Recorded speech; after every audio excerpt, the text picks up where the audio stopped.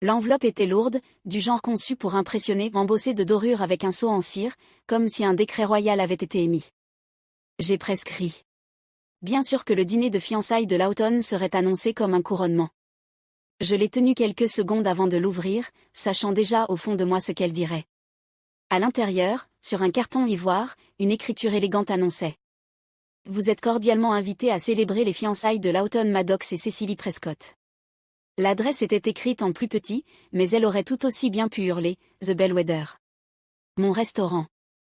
Pendant un long moment, je suis restée là à la fixer. L'ironie avait des griffes. 5 ans de silence, 5 ans de cartes de vœux vagues et de textos d'anniversaire expédiés, et maintenant, parmi tous les établissements gastronomiques de Charleston, ma famille avait choisi le mien sans savoir que je l'avais construit de mes propres mains. La solution la plus facile aurait été d'ignorer l'invitation, de la jeter à la poubelle, comme il l'avait fait avec mes rêves. Mais quelque chose en moi a marqué un temps d'arrêt. J'ai repensé à la jeune femme que j'étais le jour où j'ai quitté leur monde, 25 ans, fatiguée de faire semblant, avec pour seul bagage une petite valise et une voix que personne ne voulait entendre. Il m'avait traité d'irresponsable, d'ingrate. Ma mère, Blythe, avait agrippé son collier de perles comme si j'avais proposé de braquer une banque, alors que je parlais simplement d'intégrer une école de cuisine. Mon père, lui, n'avait rien dit, il avait juste versé un autre verre. Lawton n'avait même pas levé les yeux de son téléphone. Et maintenant, il dînait sous mon toit, buvant dans des verres que j'avais choisis, s'apprêtant à goûter une cuisine façonnée par des mains qu'ils avaient un jour jugées, pas faites pour le travail. J'ai passé une dernière fois mes doigts sur l'invitation, puis je l'ai déposée à côté de mon rouleau de couteau. Ce n'était pas une question de revanche. Ni de fierté. C'était une question de présence. J'avais gagné le droit d'être dans cette pièce, qu'il le sache ou non. J'ai ouvert mon placard et attrapé la robe noire, simple, élégante, celle qui disait « Je ne suis pas là pour vous impressionner, je suis là parce que je n'en ai plus besoin ». Le tissu était solide contre ma peau lorsque j'ai remonté la fermeture éclair. Le miroir reflétait une femme qu'il ne reconnaîtrait pas et c'était exactement le but. J'ai poussé la porte et me suis dirigée vers le Belvedere. Savannah ne vous laissait jamais oublier qui vous étiez censé être. Dans notre quartier, l'héritage comptait plus que le cœur. Les garden parties étaient des champs de bataille en soie et en cersucaire, et mes parents, Kenneth et Blythe Maddox, portaient leur lignée comme une armure. Le blason familial trônait dans le hall d'entrée comme un avertissement, la tradition avant tout. Les sentiments après.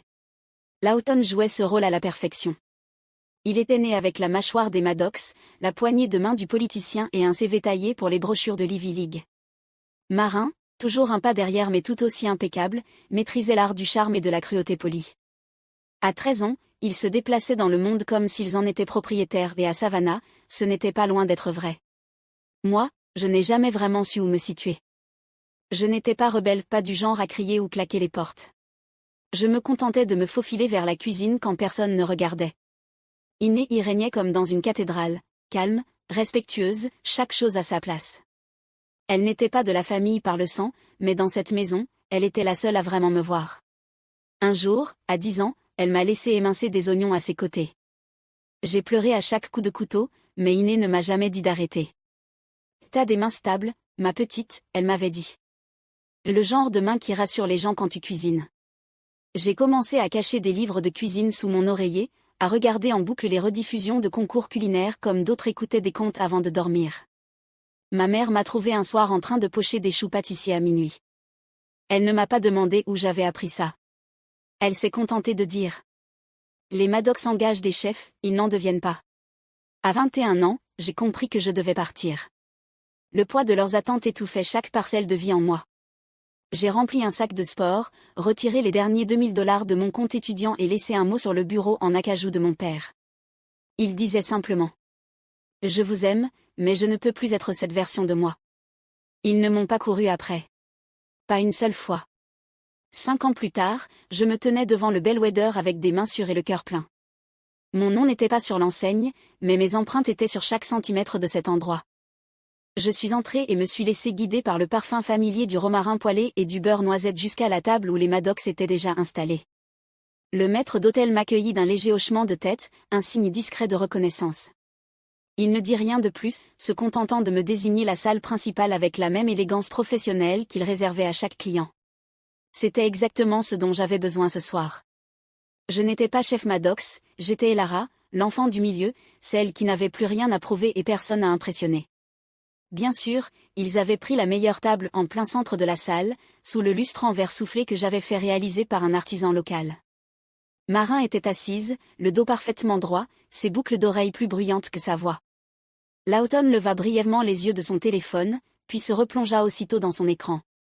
Mes parents étaient déjà en pleine conversation, sans doute à propos des rénovations du country club ou du malheureux second divorce de quelqu'un. « Lara », dit ma mère en se levant à moitié, m'offrant une bise dans l'air parfaitement calculé.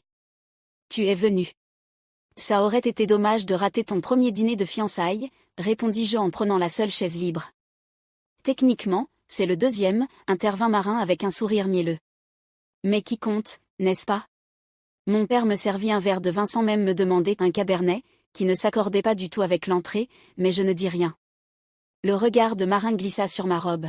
« Tu as l'air confortable. » « Elle a toujours eu un style plus minimaliste, » répondit ma mère en pliant sa serviette. « Même enfant. Tu te souviens de cette affreuse période velours côtelé ? » Ils rirent poliment, comme si je n'étais pas assise juste là. Céleste, l'une de nos serveuses les plus expérimentées, s'approcha de la table avec l'amuse-bouche. Son regard croisa le mien une fraction de seconde avant qu'elle ne dépose devant chacun cette bouchée délicate, pastèque compressée, ail noir fermenté et un micro-pouce unique. Aucun d'eux ne savait que j'avais mis 3 mois à perfectionner cette bouchée. « Oh, que c'est charmant », marmonna mon père. « Ça s'appelle un amuse-bouche », répondis-je calmement. « Je sais comment ça s'appelle », lança Marin d'un ton sec. Je ne m'attendais juste pas à quelque chose d'aussi conceptuel. Tu sais, Lara, tu as toujours eu ce côté un peu artiste. Jamais vraiment pratique. Les toujours pas mariés, ajouta ma mère sur un ton léger, comme s'il s'agissait d'une simple remarque et non d'un jugement. Lawton resta silencieux, mais sa fiancée, Cécilie, m'adressa un petit sourire de la pitié ou de la politesse, je n'aurais su le dire. Au moment où l'on débarrassa pour le plat suivant, José passa derrière moi avec les accords mets et vins. Il ne dit pas un mot, mais la façon dont il leva la bouteille, notre chardonnay de réserve était sa manière à lui de me saluer discrètement. Je gardais les yeux fixés sur la table, les mains bien ancrées sur le linge, tandis qu'il décortiquait ma vie bouchée après bouchée, sans jamais goûter à la vérité. Je repensais à ces soirées où je rentrais chez moi si épuisée que mes bras tremblaient en insérant la clé dans la serrure. À l'époque, chez moi, c'était une chambre au sous-sol d'une maison de plain pied en ruine que je partageais avec 3 autres femmes et probablement plus de cafards que d'êtres humains. Les murs suintaient en été, gelaient en hiver, et la cuisinière cliquetait de façon inquiétante même lorsqu'elle était éteinte. Mais il y avait une serrure, et une fenêtre qui attrapait la lumière du matin. J'appelais ça du luxe. Durant ces premières années, j'acceptais tous les postes qu'on voulait bien me donner, commis de cuisine dans un bistrot de 5h à midi, cuisinière en brigade dans un resto du centre de 13h à 22h, et les week-ends dans une boulangerie où je me brûlais si souvent le même endroit sur le poignet que la peau avait fini par ne plus cicatriser. Je gardais toujours un carnet dans la poche de mon tablier, le remplissant de ratios de sauces, de combinaisons d'épices, et de choses que les chefs murmuraient mais n'expliquaient jamais. La chef Yvette Lyon a tout changé. Elle m'a embauchée comme assistante de cuisine pour l'un de ses dîners éphémères à la Nouvelle-Orléans.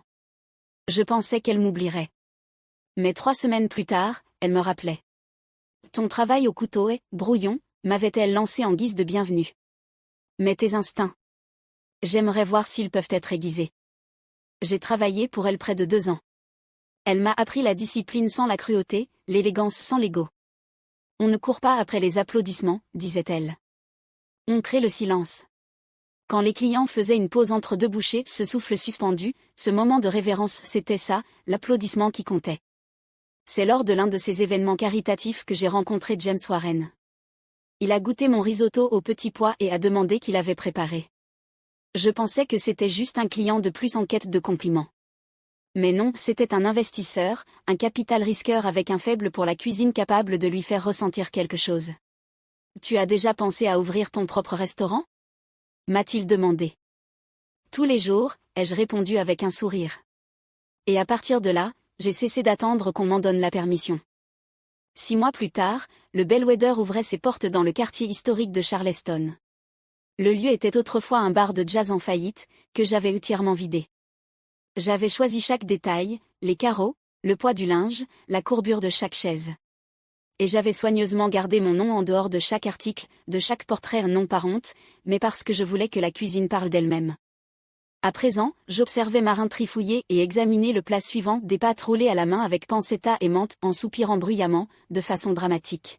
« C'est ça ?» demanda-t-elle, en le poussant comme si le plat lui avait personnellement fait du tort.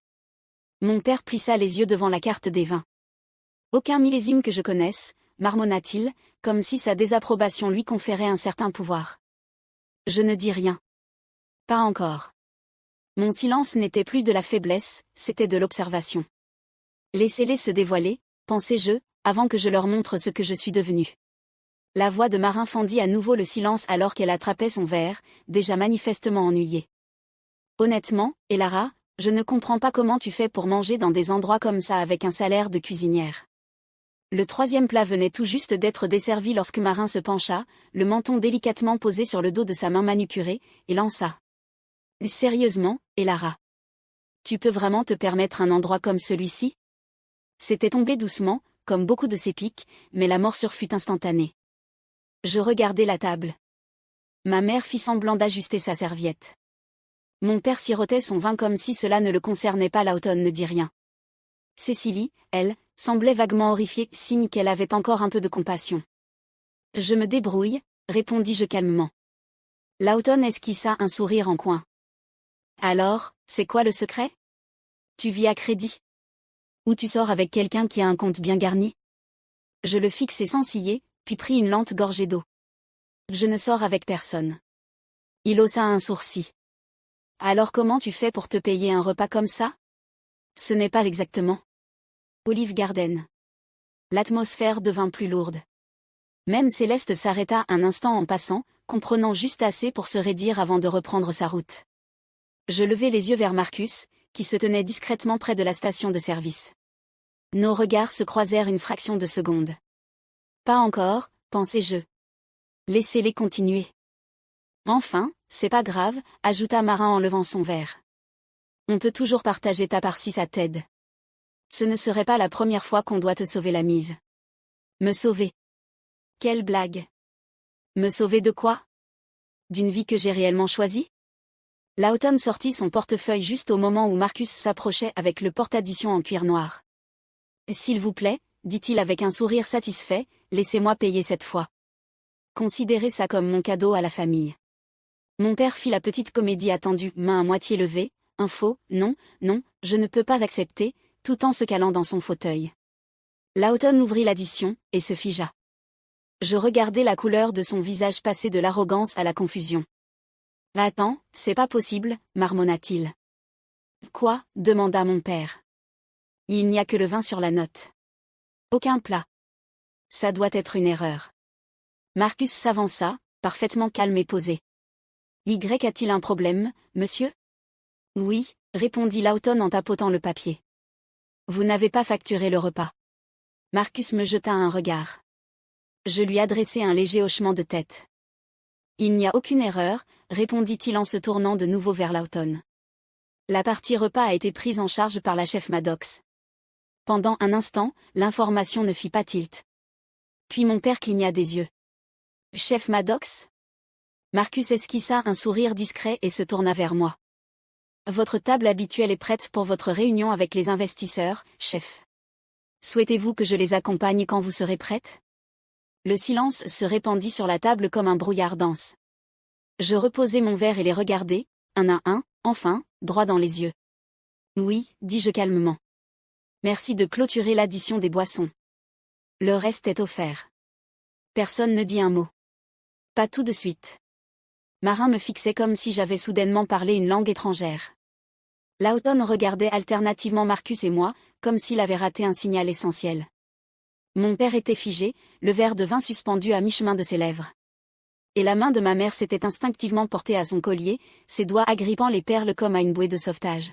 « Tu es la propriétaire de cet endroit ?» demanda-t-elle, la voix serrée. « Oui », répondis-je simplement. « Je suis la chef exécutive et l'unique propriétaire du Belweder. » « Mais, cet endroit a été présenté dans Bon Appétit, » dit lentement mon père, et dans le Times. J'acquiesçai. « L'an dernier. 4 étoiles. »« Tu travailles ici ?» tenta Lawton, comme si ça pouvait atténuer le choc. « Non. Je l'ai construit. » Et il ne savait tout simplement pas quoi faire de ça. Ma mère cligna des yeux à plusieurs reprises, forçant son expression à ressembler vaguement à de la fierté. Les biens, dit-elle, si tu nous l'avais dit plus tôt, on aurait pu fêter ça. On a toujours cru en ton potentiel. Je souris, sans chaleur. Non. Vous croyez au contrôle. Vous croyez à l'image. Vous croyez à ce qui faisait sens pour vous. Mais vous n'avez jamais cru en moi, pas quand j'en avais besoin. Cécilie eut au moins la décence de baisser les yeux. Lawton, lui, se tortilla, mal à l'aise. Je suis partie parce que je ne pouvais plus me réduire à une version de moi-même qui rentrait dans votre monde, poursuivis-je. Et je suis restée silencieuse parce que j'avais besoin de voir quel genre de personne vous étiez, quand je ne jouais plus un rôle devant vous. Marin ricana. Donc c'était quoi? Un genre de test? Un piège pour nous humilier? Non, répondis-je. C'était un miroir. Son visage vira au rouge. C'est manipulateur. Je la regardai, non pas avec colère, mais avec quelque chose de plus proche de la pitié. J'avais besoin de savoir comment vous me traiteriez, si vous pensiez que je n'avais rien. Et maintenant, je sais. Un souvenir me traversa l'esprit, la chef Yvette me glissant un post-it dans la paume avec le nom de son boucher. Les bons mentors ne t'apprennent pas juste à couper, avait-elle dit. Ils t'apprennent aussi quand il faut partir. Un autre souvenir, James Warren, me serrant la main devant un ancien bar de jazz réaménagé, sa voix grave. Fais le tien. Chaque centimètre. Et le tout premier article, une photo de ma main tenant une tartelette aux figues dressée avec soin, sans visage, juste la légende. Une nouvelle voix dans la cuisine du Sud, elle ne parle pas, elle écoute avec ses saveurs. Et tant d'autres, mon tout premier programme de mentorat pour jeunes chefs. Le livre de cuisine que j'étais presque en train de terminer. Les premières esquisses d'un second établissement dont je n'avais encore parlé à personne. Tout cela m'appartenait. Mais pourquoi nous l'avoir caché, demanda encore ma mère, sa voix glissant dans ce ton doux, sucré et typiquement sudiste qu'elle réservait aux interviews et aux crises familiales. Tu as raison, soufflai-je. Vous êtes ma famille. Et si vous m'aviez montré ne serait-ce qu'une once de respect, quand vous pensiez que j'étais en difficulté, cette soirée aurait été très différente. Marcus revint discrètement, déposant un petit mot devant moi, un rappel que les investisseurs étaient arrivés plus tôt que prévu. Je le pliai, puis me levai de ma chaise. Excusez-moi. J'ai un établissement à faire tourner. Ils ne partirent pas tous en même temps. La table resta plongée dans un silence gêné jusqu'à ce que quelqu'un, ma mère, je crois, attrape son sac à main en disant d'un ton bien trop enjoué. Les biens, quelle surprise, n'est-ce pas? Lawton se leva et s'éclaircit la gorge. Et Lara, dit-il doucement, pour ce que ça vaut, cet endroit, c'est incroyable. Je suis désolé de ne pas te l'avoir dit plus tôt. Sa voix ne tremblait pas, et pour la première fois de la soirée, il me regarda sans calcul. Merci, répondis-je. Et je le pensais sincèrement. Ma mère s'avança ensuite, reprenant son ton de représentation. On devrait faire un brunch. Quelque chose de simple, juste en famille, pour rattraper le temps perdu maintenant que tout est sur la table. Je haussai un sourcil. Un brunch au club, peut-être? Proposa-t-elle. Ou là où tu préfères, bien sûr. Cécilie me sourit doucement. J'aimerais beaucoup, honnêtement. Puis Lawton s'éclaircit de nouveau la gorge, visiblement impatient de regagner un semblant d'autorité. L'écoute, je me suis peut-être montré un peu dur tout à l'heure, commença-t-il, mais cet endroit, ce que tu as construit, c'est du sérieux. Et si jamais tu envisages de t'agrandir, je connais du monde. On pourrait parler capital, modèle de franchise. Ce restaurant, le coupé-jeu, n'est pas ton tremplin social. Il cligna des yeux. Ma mère serra les lèvres. Personne ne contesta. Je laissai le silence s'étirer juste assez longtemps pour que le message s'imprime avant d'ajouter. Mais je serais ravie d'accueillir le dîner de répétition. En guise de cadeau. Marin, qui n'avait pas prononcé un mot depuis la révélation, releva la tête, surprise. Tu ferais ça? Tu restes ma sœur, dis-je. Et cet endroit a du sens pour moi. Si je l'offre, c'est selon mes termes, pas parce que je cherche à me faire aimer. Elle hocha légèrement la tête. Merci. Le personnel avait déjà commencé à réorganiser la salle pendant qu'ils quittaient les lieux, leur au revoir poli mais pressé. Quand la porte se referma derrière le dernier d'entre eux, je me glissai dans mon bureau à l'arrière et sortis mon carnet, celui que j'utilisais pour rédiger mon manuscrit de livre de cuisine. La nourriture a toujours été la seule langue en laquelle j'avais confiance, écrivis-je. Pas pour obtenir l'approbation, mais pour obtenir de la clarté. Pour dire la vérité. Pour retrouver un foyer quand le foyer n'était plus sûr. Le stylo glissait plus facilement maintenant. Les mots ne faisaient plus mal comme avant. Ils avaient un goût limpide. Ils m'appartenaient. Je refermai le carnet juste au moment où Marcus frappa doucement à la porte. 2 semaines plus tard, je l'ai retrouvé pour un brunch. Pas au club, pas dans un bistrot chic aux nappes blanches et aux mimosas à volonté, mais chez Almaes, un petit resto tenu par une chef, coincé entre une laverie automatique et un salon de tatouage, où le café était fort et les biscuits pouvaient vous arracher des larmes. Nous étions assis sur des chaises dépareillées autour d'une table légèrement bancale, la lumière du soleil filtrant à travers des stores écaillés. Ma mère fronça d'abord le nez, mais après une bouchée de hache de patates douces, elle ne dit plus un mot. Lawton me demanda des nouvelles de mon livre de cuisine. Cécilie me demanda si elle pouvait le précommander. Marin, étonnamment, se contenta d'écouter. Ce n'était pas parfait, mais c'était plus calme, plus simple. Il n'essayait plus de me réparer, et moi, je ne jouais plus un rôle. Pour la première fois depuis des années, ça ne ressemblait plus à un test. Cet après-midi-là, je retournai au Bellwether et retrouvai le groupe de mentorat 8 jeunes chefs en formation, aux yeux grands ouverts et à la volonté têtue, qui me rappelaient moi-même avant les coups et les brûlures. Nous avons fileté des poissons, goûté des sauces, parlé du sel comme d'autres parlent de poésie. Zoé, l'une des plus jeunes, réussit sa hollandaise du premier coup. Quand je le lui dis, son visage s'illumina comme si je venais de lui remettre les clés de son avenir. Peut-être qu'en un sens, c'était le cas. Plus tard ce soir-là, je trouvai un texto de Marin. Besoin d'un conseil. Pas de blabla. Que ferais-tu si le traiteur de ta bridal shower annulait la veille? Je souris et répondis. Appelle ta sœur. Elle connaît quelqu'un. Puis j'ouvris mon carnet à la dernière page du manuscrit. La dernière phrase m'échappait depuis des semaines, mais cette fois, elle vint sans effort. Ce ne sont pas juste des recettes. C'est la preuve qu'on peut se nourrir avec dignité, même quand le monde vous en prive. Je refermai le journal, traversai une dernière fois le restaurant, et éteignis les lumières. La pièce retomba dans le calme derrière moi, pleine de tout ce que j'avais construit, à mes conditions, à mon rythme. Et pour la première fois depuis très longtemps, je rentrai chez moi sans plus rien avoir à prouver.